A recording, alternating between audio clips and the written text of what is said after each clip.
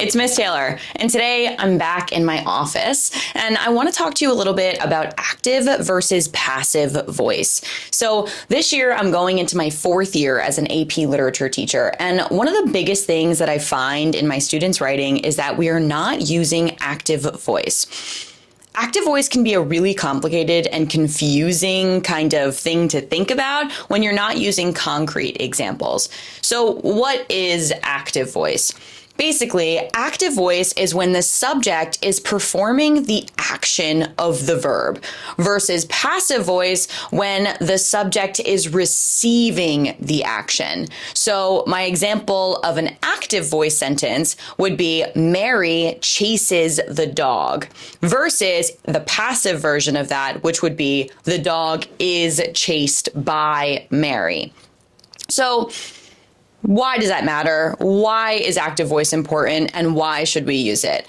Number one, and most importantly, is that active voice creates urgency in your writing. It creates immediacy within your writing. It allows your writing to feel more dynamic, more engaging, and also allows you to use more active verbs and to really kind of dive into the action that's happening and keeps your reader on track as they are reading through a short story. So how can we use more active voice within our writing can be a complicated situation when you're still not exactly sure what the difference between active and passive voice is. So let's head over to my whiteboard and talk a little bit more about it. So let's look at active versus passive voice again in writing. So our passive voice sentence here would be, the dog is chased by Mary. So when you're trying to figure out whether something is active or passive, you want to think about where the subject is. So our subject here, who is doing the action, is Mary, right? Mary is chasing, right? This is our action, and this is our subject. A good way to tell whether or not something is active or passive is to think about whether or not this sentence could exist without that subject at the end. And so the dog is chased, period, could be its own sentence. And so the reason why this can be a little bit ineffective in your writing style is because using so many extra words like that can kind of create disinterest in your readers. And so how can I take this sentence to make it so that the subject is doing the action? That's what I want to look at next. And so the active version of this sentence would be, Mary chased dog. So again, now our subject, Mary, is doing the action, right? The chasing. She has chased the dog.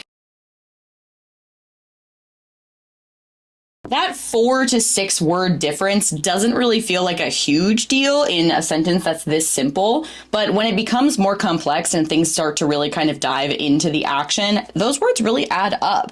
And as a reader, they want to get to the action. They want to know what's happening. And in creative writing in general, a really good rule of thumb and a really good kind of best practice is to think about if there is a word that doesn't belong, take it out. You don't always have to have the most complex sentence, the most complex word in order to make writing good. Sometimes the reader just wants to know what's happening when it's happening because they're skimming through and reading through and it's so quick and the action's exciting and they want to know what's happening.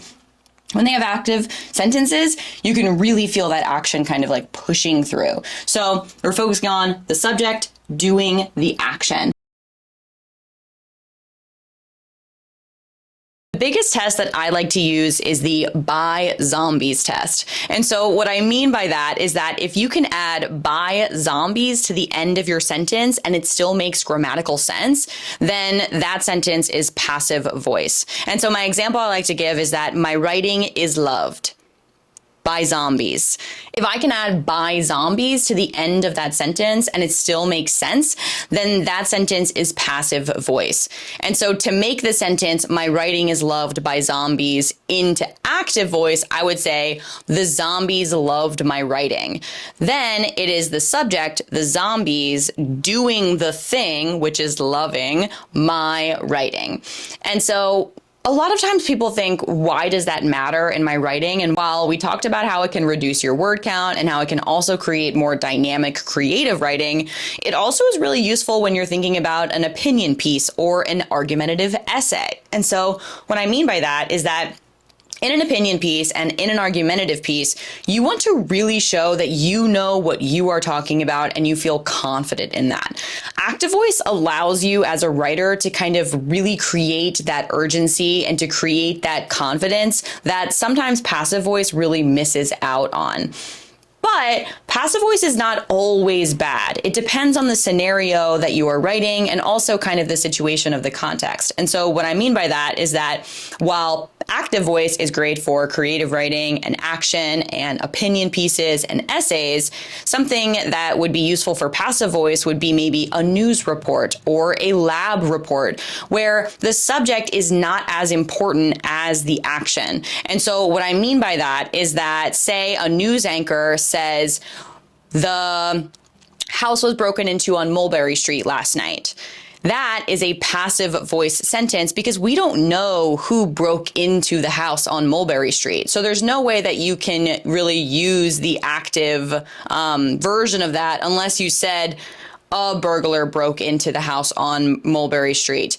But again, we're not really focused on the subject there. We're focused on the action, which is that the house was broken into.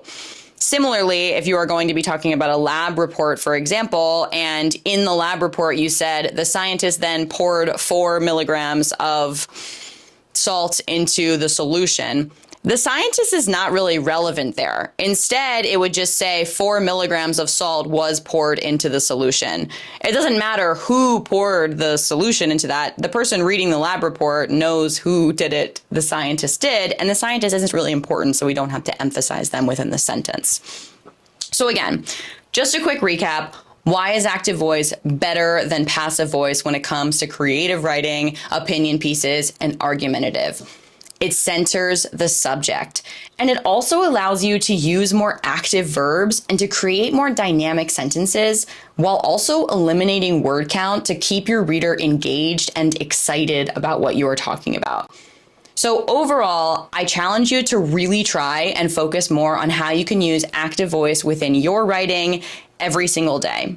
Thanks for watching. If you liked this lesson, check out Mod School for more lessons like this one and even more lessons about how you can get outside and take your learning to the next level, where teachers focus on their passion projects and really kind of dive into the things that get them the most excited. I have 2 courses up on Mod School right now that are all about writing and poetry and everything in between. I hope that you check them out. Thanks so much.